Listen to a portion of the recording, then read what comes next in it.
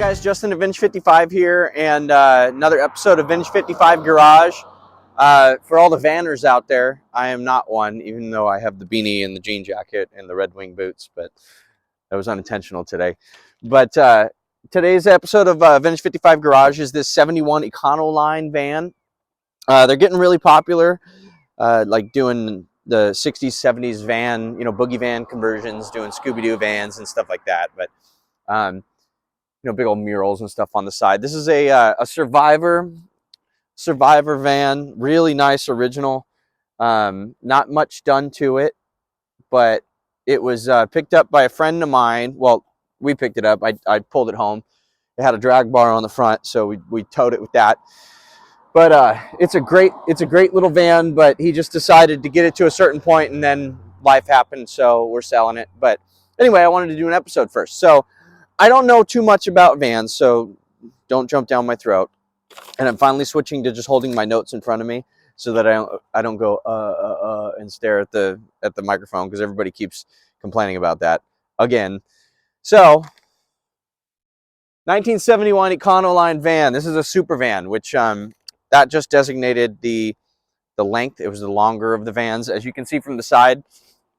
It's not the little shorty stubby ones that you think of sometimes. It's a longer one.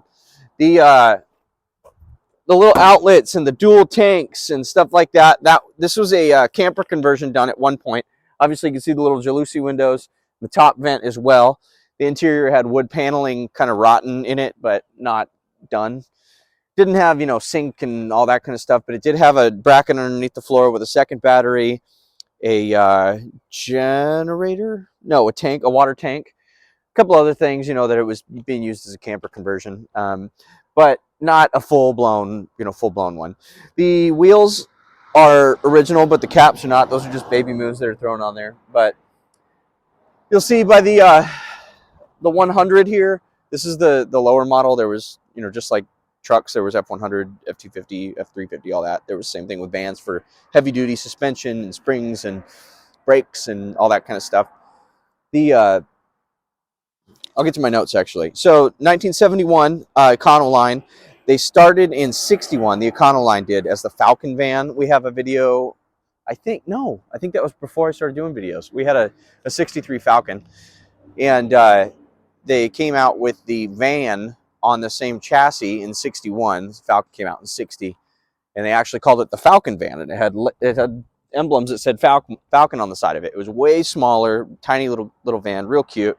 But that was the first gen of Econoline. The second gen is this, and this one went from 68 to 74. So 68, you'll see a lot of Falcon vans because they were delayed by a worker strike, so it actually came out as a 69, the larger van. And that went from being based on the Falcon chassis to being based on the F100, like running gear, and not the chassis. This is a primitive unibody, just like the Falcon vans were the first gen. But it's got all of the truck stuff with it. So it's got the I-beam suspension that the trucks have and all that kind of stuff. It's actually, suspension-wise, it's pretty close to my shop truck, the 66, which I also have a video on. So it went from the Falcon roots to F100 roots. Engine options in it. You had the 246, the 306, and the 302.8. This has the 302 in it. The transmission in this is a 3-speed, what was it called? Cruise-O-Matic. There's a 3-speed manual also as well. The largest full-size van at the time, and it was trying to steal truck customers. It was trying to steal other van customers, and it was trying to steal wagon customers too. So it was kind of, they used it to hit a bunch of markets. As you know, Chevy had one, Dodge had one. Everybody was coming out with one. But the wagon niche market, they had different trims, van trims, club wagon, which is kind of like an upscale thing, and then they had the Chateau, which seated actually up to 12 passengers in this thing, which is crazy. This one had 2 seats in it, originally jump seats, and like I said, the camper conversion. The Wimbledon white that's on this is original, other than the passenger door and the 2 back barn doors are repaints. I found some seafoam paint underneath them. They've been repainted a long time ago, though. Obviously, they look like they fit on the van. the 123.5-inch wheelbase. That's the big super van. And there was also, which kind of cool, job packages. There was one for general utility, one for plumber, one for general service, and one for TV service, which repairmen are gone now, but you can outfit trucks still, for plumbing and contracting and things like that. But they would actually do it from the factory or semi-factory. And they would have it all set up inside, which is pretty cool. So this specific van, like I said, was a camper van originally. They wouldn't have had all this for the regular panel van, but you could also get passenger vans with, real windows.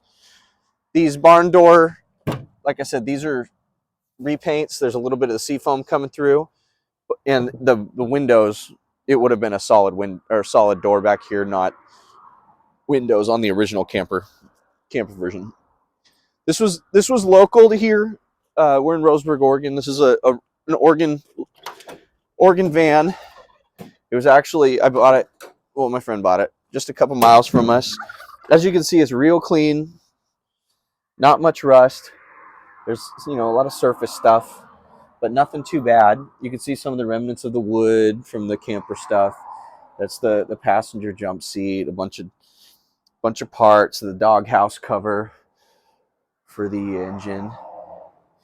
And basically the only place on this van that really has some major rust is the bottom of the door, which has a couple, I'll just call them drain holes. And this little 2-inch section right here of the door jamb on this side. The other door jamb's good, but so this has the like I said, the 302 V8 in it, little 2-barrel carb.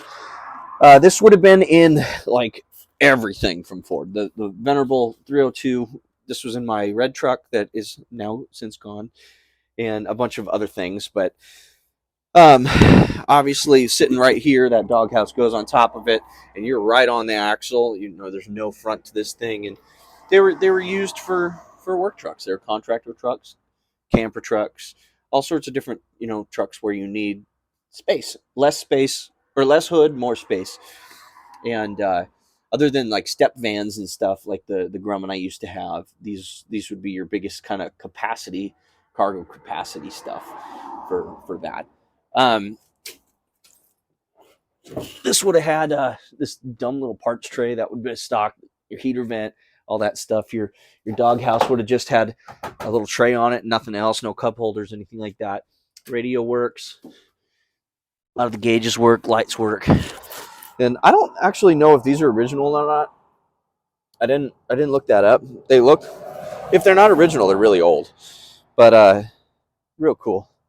So I'm not, like I said, I'm not really a van guy, but this is a really cool van. And I actually thought for a minute about keeping it. Just because it rains here all the time. It'd be nice I've been thinking about getting a step van again. And this would be kind of a nice in-between thing, just a nice big open area in the back where I could throw stuff and not get it wet. But I decided I got enough cars, enough trucks. So anyway, the front of this thing, like any van, basically no hood. You can reach the radiator and the master and the battery, and that's about it. Everything else you got to go through the doghouse. But it's a cool little van. Like I said, I had the drag bar on here. It had a hitch in the front and a hitch in the back. This thing had 2 male hitches and a female hitch. I don't know what its deal is, or insert joke there. I don't know. But the 71 Econoline 2nd gen van, ready for van life. And as I post this, it's for sale, but I'm sure it's going to go pretty quick. So anyways, Justin, Vintage 55 Garage, thank you guys for tuning in, and don't roast me in the comments too much. Van life.